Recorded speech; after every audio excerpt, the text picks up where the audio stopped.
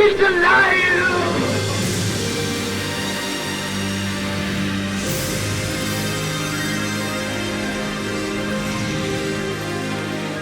Good day to you, my fellow endoskeletons. I'm Kenetor, and welcome back to the first Starbase Progress Report of 2024. That's right, the game is not as dead as many would have thought, or in some sad cases, hoped. While yes, Frozen Byte has faced a very difficult time, they have kept their word in coming back to Starbase when they can. We, the community, seem to be pretty split when it came to the future of Starbase since development was paused. Some gave up instantly, some had tempered expectations, some were absolute bastions of copium. But back in January, Larry did state that there would be a big update on what's coming and what they've been working on in April.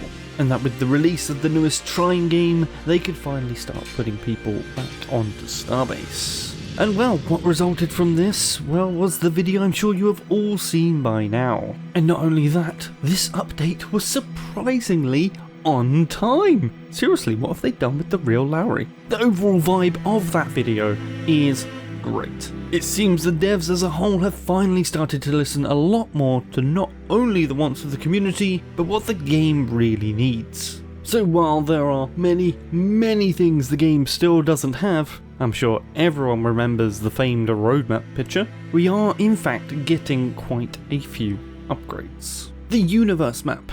This ended up nothing like what was shown in the simple concept art we have seen previously, giving a near free cam of the Starbase universe, and adding markers on top of this of places that have been discovered. Although more info is needed on how this discovery works, or if it will just be everything within the warp range of 300 kilometers. This new map will also eventually show nation borders, and we have some nifty concept art to show us how this might work, where it seems several stations are linked up to create a volume of space. But how this volume is designated is still not known, but we can see here that we have many different sided volumes. Every nation will be public via the map, so we can see in real time development of areas of space and the repercussions of wars as they unfold. And what I love about this is that it will separate the opportunist pirate boys from the real PvP chads. Those that attack nations will be feared a hell of a lot more than those that just hang around claiming a warp gate as their own, while picking off newer players just trying to visit the moon,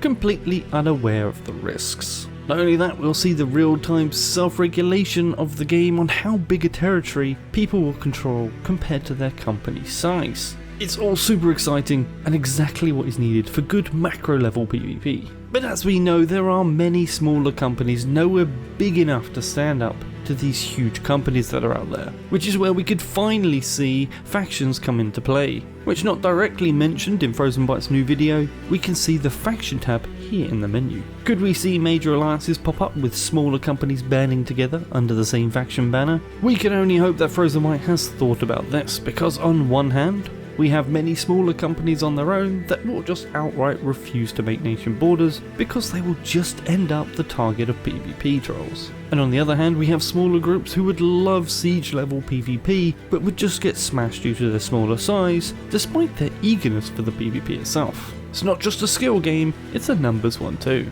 Another big and hugely important update from this video was the cosmetic shop.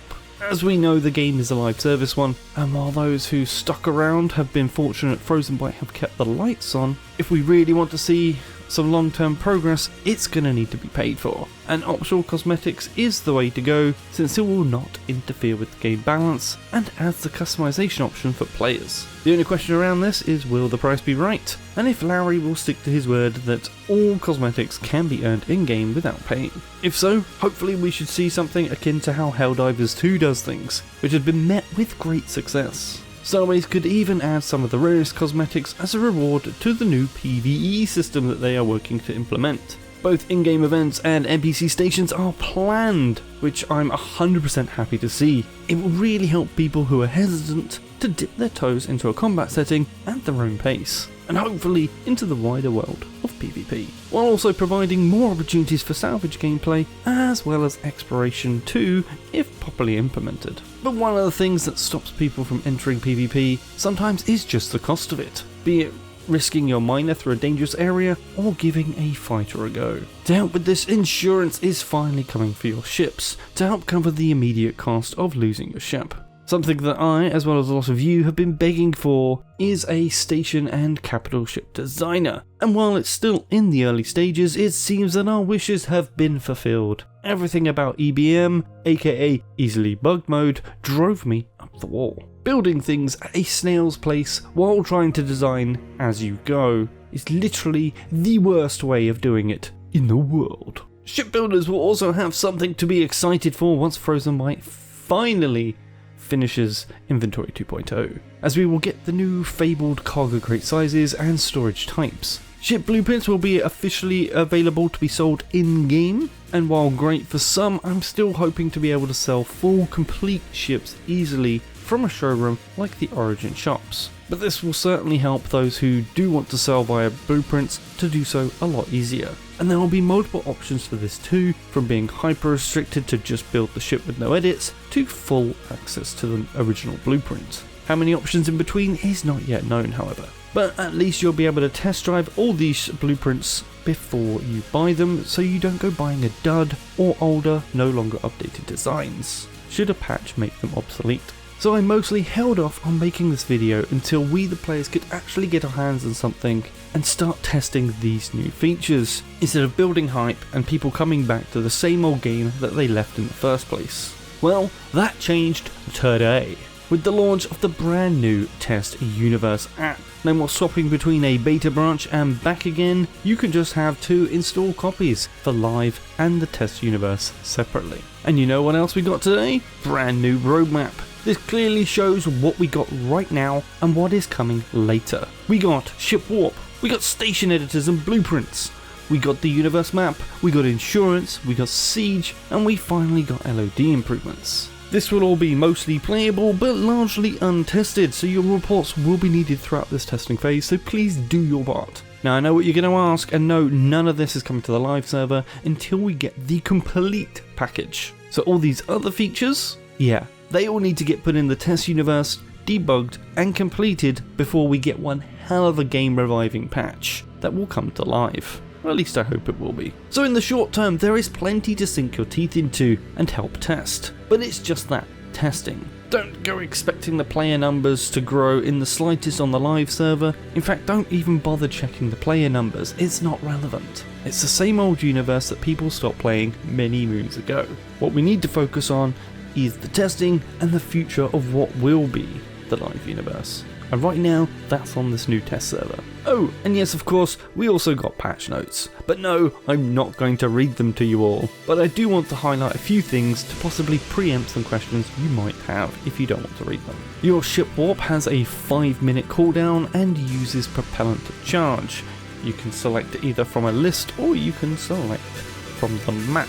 The map can be opened with the M key, which please note that used to be the show blueprint key, that has now moved to Y. Each point on the map can be right clicked and set as your warp target as long as you're in the pilot seat. It's super easy to use. Clicking any point will also center the map on that point.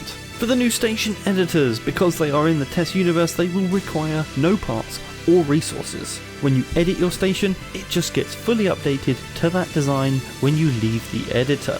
So no more spawning in resources and crafting the parts you need, just build it in the editor. This should greatly speed up testing for Siege. Just note that these editors are currently not for the moon stations right now. Insurance only takes an hour to rebuild your ship.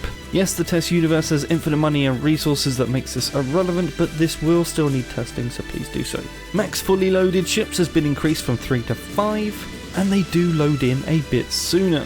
Also, the range at which asteroids are loaded in has doubled.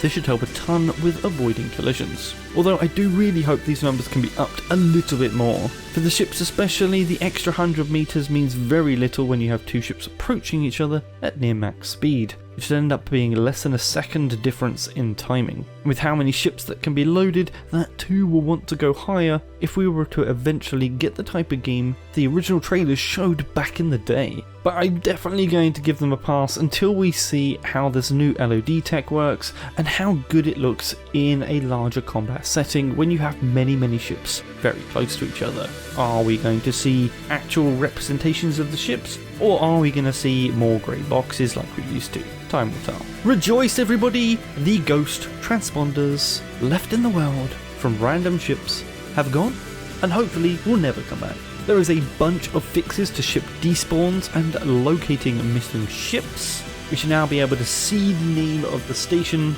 rather than just other station for when you're trying to locate a ship. Maximum station areas has been increased to 20, so this should make stations and capital ships look a lot better. Station and capital ships should now be viewable up to 100 kilometers away. No longer will they just straight up randomly appear at 1 kilometer distance. Station inventory has a space counter, such a simple but much needed add-on. Non-modular torpedoes and missiles are now available in the ship designer, and all weapons seem to have ammo capacity changes for both their magazines and ammo containers. They've reduced the damage from asteroid collisions by 50%, and you can now roleplay even harder on the test universe with Empire and Kingdom armor sets available for all. And we also have a few known issues to be aware of. But you should all be super aware that going into this, that the test universe is not going to be stable. It's on the test universe server for a good reason. Expect bugs, report the bugs, carry on carrying on. This has been a Kenetor Starbase news update, and I'll hopefully see you all in the next one. Kenetor, out.